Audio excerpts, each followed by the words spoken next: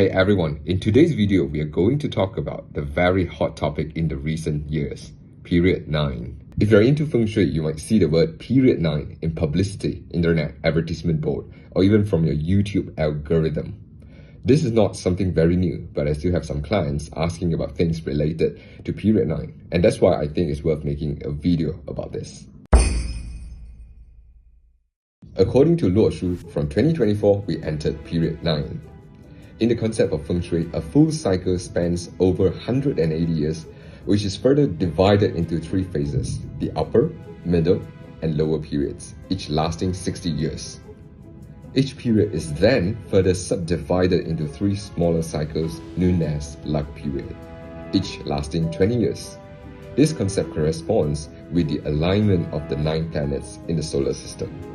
The star that takes care of the period 9 is the 9 purple star, and it belongs to the fire group of the 5 elements. So since the 9 purple star is a fire star, industries that relate to fire should have the highest potential to thrive, and they are fire and heat related industries that include AI, of course, food and beverages, hospitality, solar energy, weapons, optics, electrical appliances, online banking and education, and basically any businesses that are done online. And also artistic, communication and public influence industries that include media, entertainment, literature, academia, and craftsmanship. Having said the thriving industries, now let's look at where are the booming areas. In choosing location, we want to focus on the south, as period 9 boosts the southern part of the countries and the cities. Take our country for example. The Johor state is expecting another economic expansion, and in Klang Valley, it is anticipated that economic development would further into the southern zones or even states. Next, let's look at the effect on houses and properties.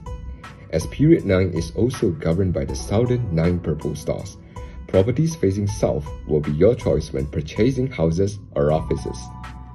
You might be wondering what are the odds of properties that we can find face south or northeast. Don't worry, if the main entrance or the balcony do not face south, we still can find windows that open to these directions, provided they are not blocked by a tall and near building that obstruct the view. So what else? Period 9 also corresponds to the Lee trigram, which represents the group known as middle-aged women.